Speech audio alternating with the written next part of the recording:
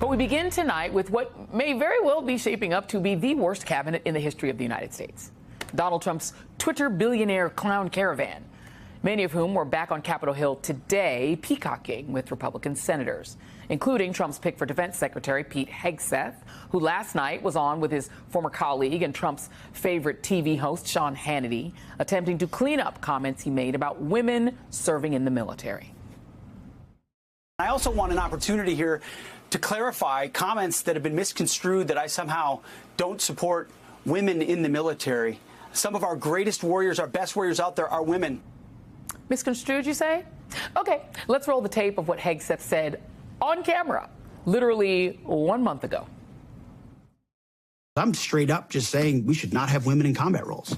It hasn't made us more effective, hasn't made us more lethal, has made fighting more complicated. You know, it seems pretty clear to me, personally. This comes after weeks of uncertainty about whether Hegseth can actually garner enough support for confirmation, given the allegations of sexual assault, excessive drinking, financial mismanagement, all of which he denies, plus his plain lack of qualifications.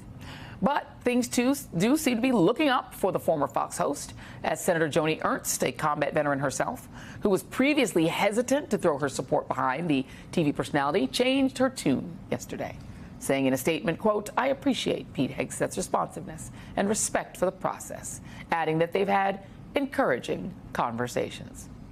So why the change of heart? Political reports that it may be as a result of a MAGA pressure campaign, writing, in recent days, allies of Trump adopted an approach that is not novel for the president-elect and his followers, make life extremely uncomfortable for anyone who dares to oppose him. The swarm of MAGA attacks that Senator Ernst has experienced is a warning of what is in store for others who express skepticism of his personnel choices.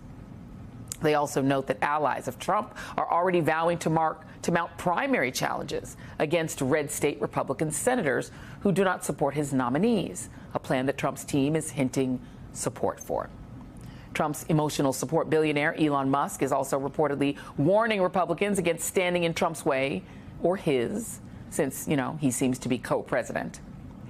And it's not just Hegseth who benefits from this approach. It's also Trump's other controversial and unqualified nominees like Tulsi Gabbard, Kash Patel, and Robert F. Kennedy Jr., who, speaking of, yesterday, 77 Nobel laureates signed a letter urging the Senate to reject RFK Jr.'s nomination for HHS Secretary, arguing that he is unfit and would put American public health in jeopardy. It is believed to be the first time in living memory that Nobel Prize winners have united against a presidential cabinet pick.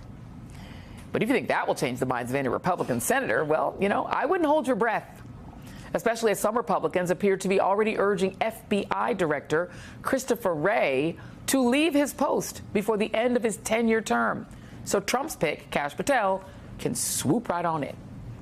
Yesterday morning, incoming Senate Judiciary Chair Chuck Grassley told Wray in a letter that he has a vote of no confidence in his leadership, writing, "For the good of the country, it's time for you and your deputy to move on to the next chapter in your lives." Later on that day, Grassley posted this pic with Patel, writing, "It's time to shake things up."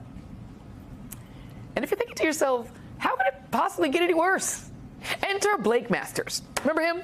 The former venture capitalist turned failed Arizona Senate candidate and noted election denier who, during his campaign in 2022, said he blames black people for gun violence? Yeah, that guy. Cell4 is reporting that he is under consideration to lead, wait for it, the Bureau of Alcohol, Tobacco, and Firearms.